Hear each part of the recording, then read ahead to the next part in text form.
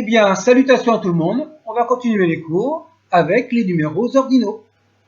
Les numéros ordinaux correspondent à premier, deuxième, troisième, quatrième, etc. Pour traduire premier, les Égyptiens utilisent tepi, ou le hiéroglyphe du poignard, le T8, en valeur d'idéogramme. Au féminin, nous avons tepit, avec le Y qui est sous-entendu, ou la variante, avec le poignard, tepit. Du deuxième au neuvième, on rajoute au chiffre le suffixe nous, et pour le féminin, nout. Exemple, 4 nous pour quatrième, 8 nout pour huitième au féminin. Et la série s'arrête ici, car aucun exemple n'est connu avant le Nouvel Empire à partir du dixième. Tepi, employé en tant qu'adjectif, il prend le sens de premier. Il se place donc après le déterminé. Exemple, Djou Tepi, la première colline. Raout Tepit, le premier hôtel. Tepi, employé comme nom, il prend le sens de le premier, celui qui est au-dessus de, etc. Comme l'exemple Tepi Djouef de la vidéo numéro 16.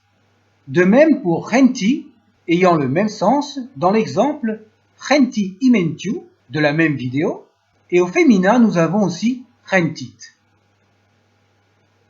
Du deuxième au neuvième, employés comme nom, ils se construisent avec ou sans la préposition du nom de relation ni.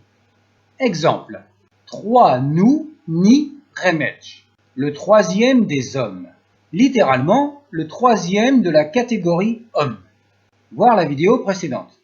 Autre exemple, 9 nout nit baquette, la neuvième des servantes.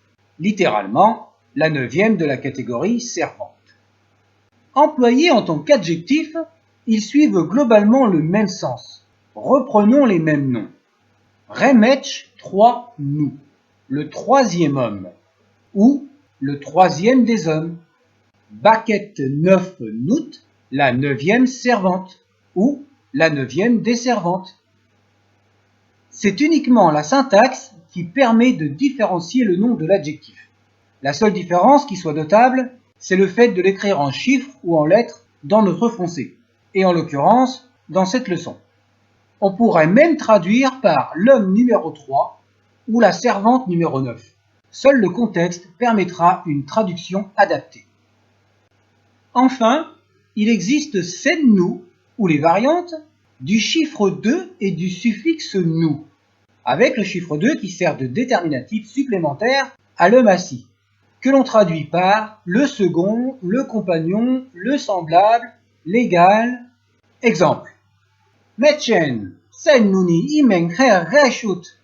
Voyez, le semblable d'Amon est dans la joie.